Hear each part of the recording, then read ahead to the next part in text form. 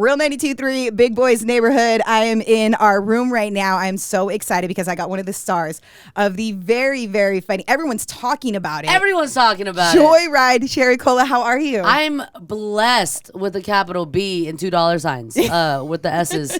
I can't believe I'm here. This is double exciting. It's double exciting because one, this is such a great time and moment for you, but also you are like radio family. I'm radio family. This like is the really hustle cool. is real, you know? I worked at 97.1 FM, AMP radio from 2014 to 2017. Okay. Started out street team, of course, you know, passing out stickers at a T-Mobile. And we probably crossed paths at one point in like different vans. Probably 1,000%, and like stared at each other, but also winked. Yeah. You know, but it's such a hustle and it's such a spontaneous job that like you can't even explain unless you're in it.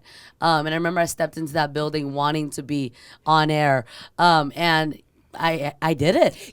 What's I funny did is it. like, and I know this might sound cliche to some people, but you have a radio voice. You Thank do. You know what I have to say, and I'm saying this very early on. You might not be able to unhear it. People say I sound like Miley Cyrus.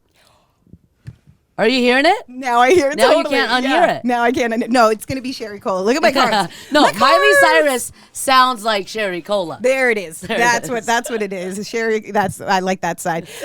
This now Joyride might be a first introduction to some people for you in your career, but obviously you've done so much leading into this, and it's like sometimes it's the unseen grind that people Right. don't get to see.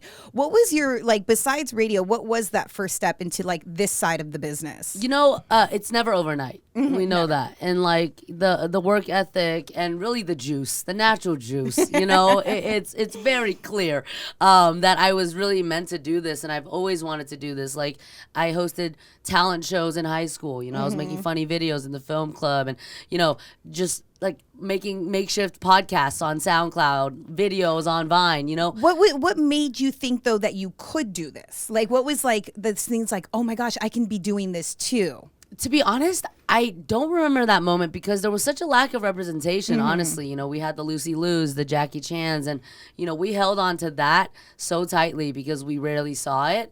But I never thought it would be feasible. You know, even as an immigrant, I was born in Shanghai. I remember thinking as a teenager, like, this is for Americans. Like, Hollywood is for Americans. Yeah. You know, I'm just here to watch and kind of do it as a hobby. So I'm not really sure when that moment synced in. I think I've always had this will and honestly lack of fear of rejection, to be honest. Yeah. Even like I know Jay Cruz because like that was like the third time I got rejected from like Power 106 when I was trying to be an intern. And then I finally got the job at AMP. Yeah. But in terms of performing and the passion for comedy, it's always been there. I just kept going and found Yeah. a way. I think that's always my advice for people is just find a way. Yeah. Especially now with social media. Like, it's at your fingertips. You know what I mean? If you have a story to tell, go tell it. So in 2014, I was in the radio world. And then in 2016, I finally started to do stand-up. Like, for real. So that year, I also had a viral video. And Carson Daly, who was the morning show host at the time, he was like, wait, who's this girl? She's in the building? Like, why aren't we using her? Yeah. So then he throws me on air. You know, and I do some pop culture bits, and then I get my own show. And that 2016 was very transitional. I started taking, you know, UCB classes. I got my first gig as an actress on I Love Dick, the show with Catherine Hahn and Kevin Bacon, and the rest was really history. And, you know, it hasn't been easy, you know, definitely like, I had some moments of anxiety of, you know, what am I doing? Because it is a risk, you know, especially for people like us, women of color, queer, you know, these are things that society never roots for, you know, off the bat. And so we prevail. We really prevail. Was there a moment where you were like, oh, I'm funny? You know, I used to do this bit when I was a kid where I would like just like put a fake needle into my lip and I would do that. Oh, yeah. And my mom's friends were obsessed with it. They would always tell me to do it. So I was always like a hoot who said the darndest things. Yeah. You know, and even with like my friends growing up, all of them were so hot. I was never the beautiful one, if you will. So I'm like, okay, I feel you. You are fine AF. You gotta see the old photos though. Braces, glasses, head brace. Not head brace, but braces. And then I used to split my hair down the middle, and I would have bangs, right? But it was only 2 sticks, and it got to a point where I would hairspray them so much that they were like straight and very hard and didn't move. And I thought I was the coolest. You could use your bangs as chopsticks. That's how stiff they were. They were so stiff. Wait, where'd you grow up? In the valley. In the valley. Okay, Yeah. I'm San Gabriel Valley. Yeah, you say 626? 626, baby, till I die. But yeah, I figure I have to like gamble on the personality because I'm not, a dime piece. But You're I beautiful. was. That's the thing. I never knew. I swear, it was actually my friend Oscar from the radio days. One day we were sitting at In-N-Out. I think it was like 2015. And I said something kind of airheaded or something, and just kind of dumb, I guess. And he looks at me. He's like, "You're lucky you're pretty," and I was like, "I'm pretty." Like, oh, I was genuinely shocked. that's so Genuinely crazy. shocked. Oh, Here I am, looking hot as hell in hell Joyride. yeah. Get it? All right, okay, let's jump into Joyride. You get the script. What was the first, you're going through it and you're reading maybe the pages or something. What is that one moment that you said, that's it, I need to be in this? The title at the time, in April 2021, when Adele Lim, the director, called me, the title was Joy F Club. We're all familiar with Yes. Joy Luck Club, the classic. Yes. So it was kind of a film that was ready to turn everything on its head, break stereotypes and really come at you unapologetic and loud. And when I read it, it was after Adele called me telling me about this character of Lolo and how she sees me portraying this character. And first of all, I was like, what? Like, that's a dream come true in itself. Adele Lim co-wrote Crazy Rich Asians, wrote Ryan the Last Dragon. She's definitely someone I've been wanting to work with. And she told me that she saw me for the first time in 2019 opening for Ronnie Chang, his first Netflix tape. Oh, okay. And she was like, who is that girl? So we were familiar with each other. But she hits me up and basically says, there's this movie, Cherry and Teresa wrote it, Lionsgate is doing it, Point Grey is producing it, Seth Rogen.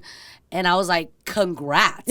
Are you kidding me? Your directorial debut? Yeah. This is like, I had chills, Yeah. and I was just so happy that it existed. And just rooting for it with or without me, So of course I read it and I'm like, okay, this is bananas. Like, if you've seen it, this is just pushing every boundary. This film is the first of its kind. You've never seen R-ratedness with this much heart. All 4 leads who happen to be Asian, we all have character arcs. It's just such a beautiful, overdue movie. And so as we went through, the process of auditions, chemistry reads, rounds and rounds. I mean, it was like 2.5, 3 months of blue balls. I was just like edging, wondering if it's gonna be me, and it is. And the 4 of us, me, Ashley, Stephanie, and Sabrina, could not be more just cohesive. Like, the chemistry you see on screen is real. And I think that's why so many people are talking about it, that chemistry that is there. Was there a lot of breaking? Oh, yes. Are you kidding me? In the final cut, there's a part where I can see myself laughing when I'm supposed to be furious. Yeah. It's a fight we have in Korea, aka Vancouver. And I'm like sucking my teeth, I'm like trying to be pissed, but I'm like cracking up because we're that obsessed with each other, How many breaks would you guys say ruined a scene? Oh, I mean, there's so many that didn't even make the cut because we couldn't get a clean take. I'm not even kidding. Like, I mean, this film is 92 minutes. It's just, you know what I'm saying? Chef's kiss. And there was so much that, like, there's actually a deleted scene that will be in the DVD bonus extras. So y'all have to go get it. Between me and Stephanie's character, Kat. And it really dives deep into the speculations of sexual tension. So you absolutely have to go get the DVD. Before filming, was there a scene though that you were nervous to film? Actually, in the first draft, because my character is a sex positive, body positive artist. In the first draft, I remember even personal training for like 2 months because I was supposed to be naked with paint all over me. That's what I was would be fearful. anticipating. Yeah. So I'm like, oh, I gotta do one squat at least for the first time in my life. But it ended up not happening. There was also water buffalo in the very first draft, but those are very expensive animals. Yes. But it's evolved completely, the first draft to the final thing playing in the movie theaters right now, which is really cool to just see that process. Yeah. And really, Cherry and Teresa made just a brilliant script. On paper, it was perfect. And there was so much trust, between us and them and Adele to play and find magic in the moment, because a lot of what made it was improvised. And you come from, like you said that you've done improv classes. Were you ready to jump in and be like, all right, let me switch it up a little bit? This is truly my playground. I think I've become a sharper comedic actor because of this film, but I was already ready. I was born for this kind of comedy. Yeah. This is my calling. Yeah.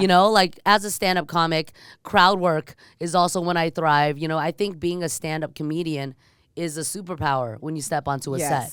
The quickness, just in the punchlines and Point Grey, they operate on a thing called alts. So every punchline we deliver, we do another different one. Okay. And then another different one. Yeah. So there was just things that we found in those little trinkles as well, Yeah. So yeah. Speaking of stand-up, that's something I don't know if I can't do the jokes, but two, that You takes a can lot of do courage to the get up there and try to jokes. entertain people. It's just you. There's no special effects. Yeah. There's no ensemble to Right. kind of carry the weight with you.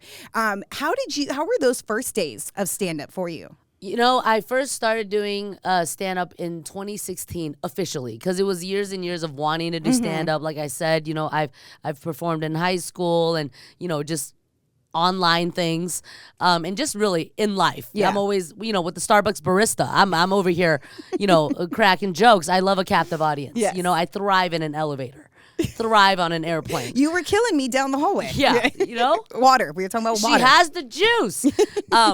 But, the first time I ever did it, Super Steve, who was a friend at K-Rock at the time when I was at Amp Radio, he was putting together a show at Slide Bar in downtown Fullerton. And this was after I'd been talking about it. I even went to the Improv in Hollywood a bunch to put my name in the hat for the open mics, but never got picked. It was just something I kept procrastinating. So when this show was in front of my face, my boss at the time, Chuck, was like, just do it already. Just do it. So I did it. It was 9 minutes of euphoria. Honestly, that feeling, that adrenaline when you hop off stage is unmatched. It really is a drug. And it's a solo sport. Yeah, We it is. talk about the audience kind of being your scene partner in that situation. And of course, I've grown as a stand-up since 2016. Now it's been 7 years and I'm still grinding. I was at the Improv last night, 9:30 this Thursday. Okay, this is not going to air that soon. But It's for the real. yes.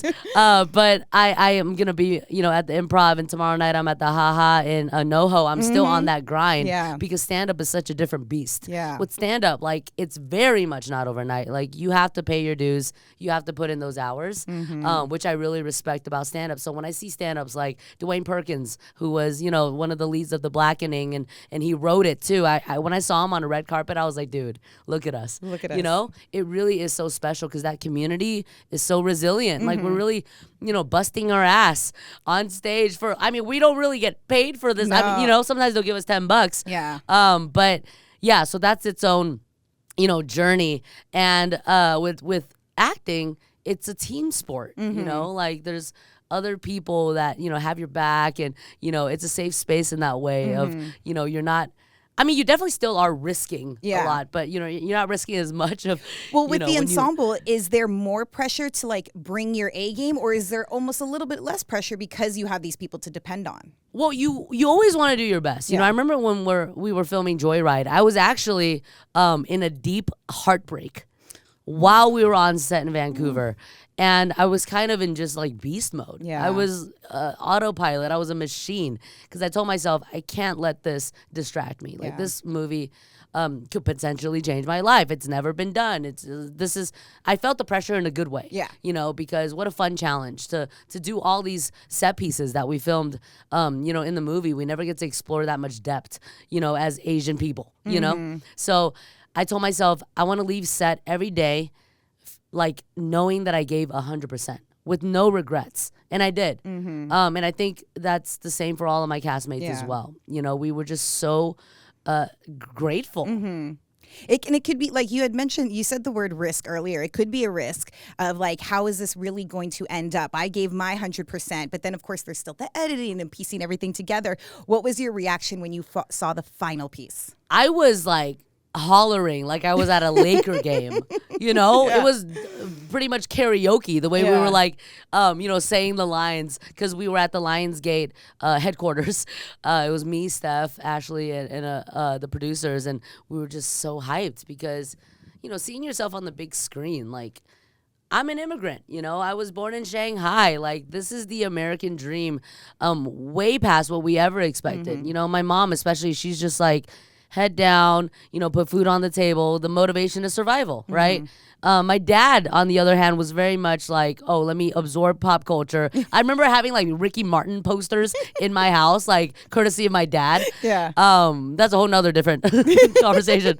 But, he was very much the dreamer. Yeah. So I'm 50-50 of them both. And, we just never could have imagined my face on a billboard. I remember when I was on air on the radio, that was like, what? Huge. What's going on? That's bananas, And now I'm in a TV show, Good Trouble, for 5 seasons, which is also such a blessing, and that really evolved me as an actress. Like I learned so much from Good Trouble. Just I come from comedy, and that show I'm like crying. I'm doing the most.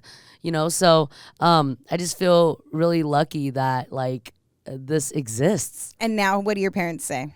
My mom, she came to me. My mom came with me to the LA premiere, and I was watching her watch it because I was like so stoked for her to see it. But she was just like this the whole time, like studying. And I'm like, okay, is she entertained or not? But then afterwards, she complimented me on my tongue skills. Oh, we'll take it. Yeah, we'll take it. I've never got that compliment from my mom. So what am I doing with my life? I mean, listen, the credit goes to her. Compliments to the chef, And speaking of chef, she has a restaurant in San Gabriel. And yesterday I went there because she has printed copious amounts of Joyride posters for me to sign to give out to her customers. So my mom's over here holding meet and greets. She's like, you got one at 12:30. Let's go. Truly, I have carpal tunnel after signing all of these, Mom. I'm like, come on, but she gets all the credit. Aww. She's my rock. I love that. Sherry Cola, star of Joyride. Here we are. We are going to do a little something I like to call quickie with Natalya, which has been done before with many famous people. I'm talking John Legend has done a quickie. Post Malone. YG has what done a an quickie. honor. I know, right? And now you get to be a part of. I actually think you're the first female that I've ever gotten to do a quickie with Natalya. Listen, happy Pride 365. That's Quickies, what it is. let's go. All right, this is the Joyride edition. You're on a road trip. Are you the driver or passenger? I'm definitely Power Top Mamacita, like I said. I'm driving. You're driving. Also because I get motion sick. Me too. I swear to God, I drive my husband everywhere because I get so we would have to drive separately on a road trip. We would, just in front of the other. Okay, you're on a road trip. Sweet or salty snack? Salty. Chips. Flamin' Hot Funyuns, sour cream and cheddar. Ruffles. Love language. Those are so good. All right, music or podcast? Music. What's on the podcast? What's on the playlist? I am a Drake for life. Nice. Going to his concert in August. Georgia Smith radio is always on. I think female R&B is in a phenomenal place right now. SZA, hello. Right? I mean, Kehlani, Janae. I mean, we're talking like truly, her. Like everyone is just thriving right now, and I'd love to see it. I love it. Okay, are you stopping at tourist attractions or just driving by? I'm driving by. I want to get there. I'm impatient. All right, next one is Ride With Me. Get it? Play on words. Nelly or Ride Sierra with Luda. Which one? Ride With Me. Yeah. That was 6th grade. I had a Nelly poster from Sam Goody in my room. I may or may not have also had a Band-Aid on my cheek. Who didn't? Who did it? Can you sing it? If you want to go and take a ride with me, 3 rolling in the... Back with the SUV. Is it SUV? I like how back then when we were like 11, we were singing these lyrics, but like half the time just slurring them because we didn't even know what it was. No meaning whatsoever. Just mumbles. Yeah, there it is. All right, that was a quickie with Natalya and Sherry Cola. Yes. All right, I want to get a little serious for a second. Like you had mentioned this earlier, this is a film that has 4 Asian American leads, writer and director Asian American. What does that mean to you to be a part of this project?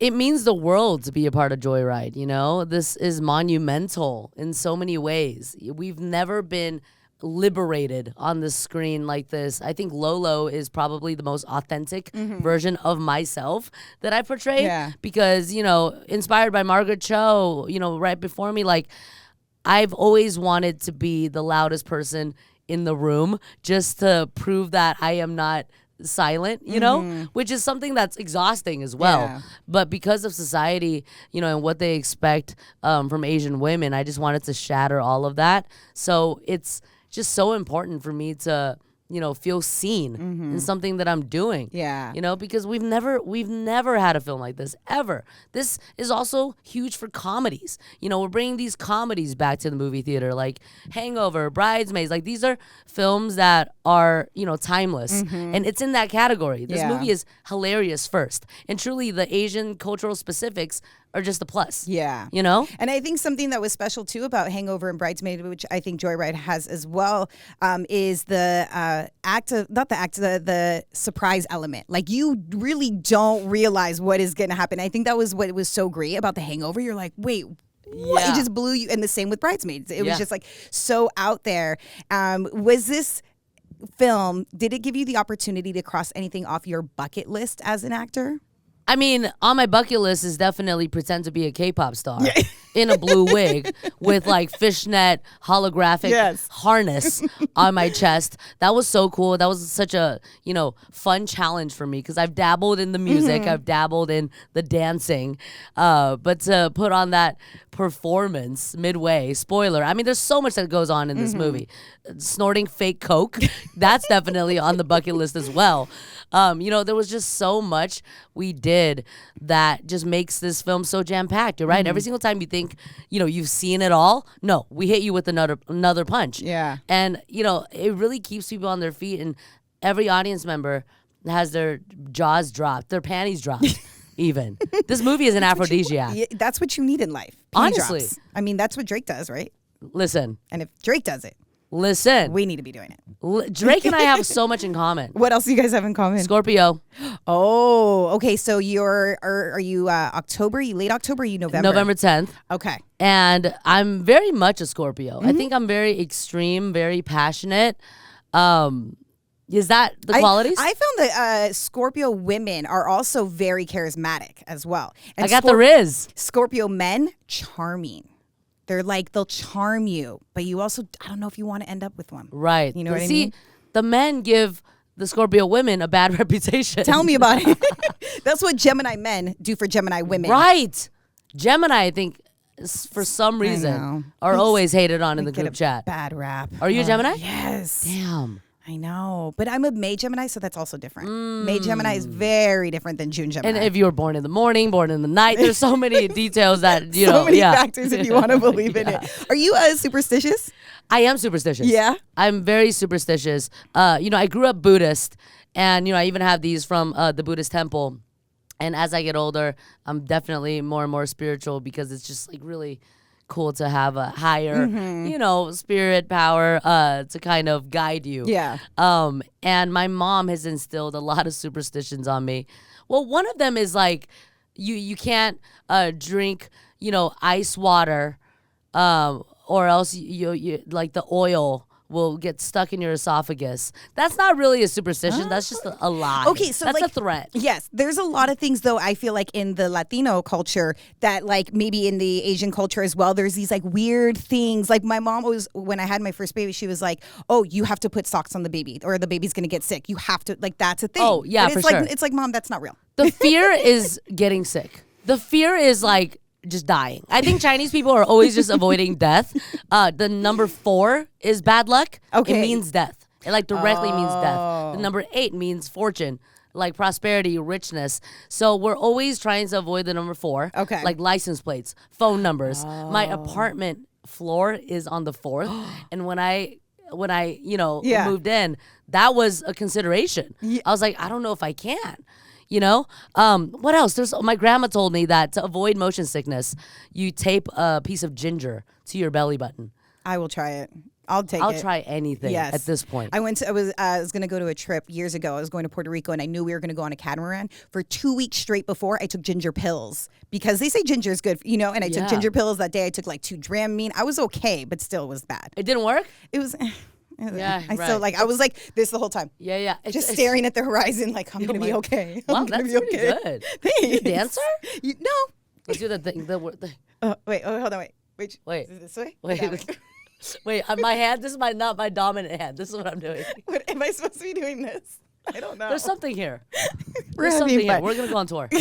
I'm just going to like help sell your t-shirts and stuff like that. Please. What's next for you coming up? That also like what next is coming up for you, but also like bucket list next. What's next? Bucket list next. Every single time I see Destin Daniel Cretton, the director of Shang-Chi, I say I'm coming for the sequel. Oh. That's definitely like up there. Yes. A lot of people have that dream of being in a Marvel film of or course. superhero of any kind or a villain, whatever it may be. But that's like high bucket list. In terms of what's next, I have a film called Shortcomings hitting theaters August 4th. This is Randall Park's directorial debut. Randall Park, I also met at that Ronnie Chang Netflix taping. Oh. So I owe Ronnie Chang 10% or something, So tell me about that movie. So it's very much slice of life, so different from Joyride, because Joyride couldn't have more things going on. And Shortcomings is very grounded, kind of day-to-day exploring relationships, is based off a graphic novel of the same name by Adrian Tomina. And it's so ahead of its time because this book came out in 2007 and we're still having the same conversations today. The script was not very different from the original book. And, I guess it is just, it explores flawed people, people who are very stuck in their ways, complacent, insecure. A lot of times we have friends who, you grow apart from, but because there's so much history there, you stick around. Friendships that start becoming, quantity over quality. It really explores that aspect of life. It's very human. It's just like us being normal. And like, my character is honestly a fuck up. Can I cuss here? Yeah. My character's a fuck up, and she's like very much a playgirl and, out here in these streets and she's figuring it out. I think it's just like there could not be less going on in Shortcomings. Just sitting and talking, standing and fighting, you know what I mean? Which is also a very important, like microscopic way to represent ourselves on the screen as just human beings. Yeah. Going through it. Do you ever want to step into that director seat? Absolutely. I've shadowed on my show Good Trouble. And, I'm hoping that one day, like I said, Power Top Mamacita is my brand. My girlfriend's Cuban. So I like it. I always say Mamacita. How did you guys meet? Cuban. Because earlier you said at one point you were going through a heartbreak, but now you're in a heart love. I'm in a heart love. This girl is everything. Aww. Truly. We actually met because a mutual friend is my castmate Tommy Martinez from Good Trouble. They went to the same high school. So in 2018, he was living with her and her sisters, and we just always knew them as the sisters that Tommy lives with. And platonic. Followed each other on Instagram. Go off, sis. Yes, queen. Just very like, just Yeah. And then she came to see me do stand up at the Comedy Store one night, and then I was like, we had an actual conversation, and then I went to go film this movie. So we were both emotionally occupied, and then I come back and just we had a heart to heart about our immigrant grandparents. And, had a co-star astrology conversation, of course, naturally, at Tommy's birthday about a year and 3 months ago. We've been dating ever since. What do you hope the conversations that people have after seeing Joyride are? I just want people to make more things like this. I want every person in the audience, no matter who you are, because this film is for everyone. I want you to feel inspired to go tell your story. Because a lot of times, we've been brainwashed into thinking if it's too specific, no one will watch. Yeah. But no, the more niche it is, the more universal it is, the more relatable, because this film is about friendship and discovering who you are and chosen family and adventure and chaos, and getting messy, So I think, all of the fluids, tears, pee, drool, will be involved. But yeah, I just hope this inspires people to tell more stories. I love it. Yeah. Thank you so much for coming by. Thank you. Look at us. Who would have thought? The quickie was not so quick. No.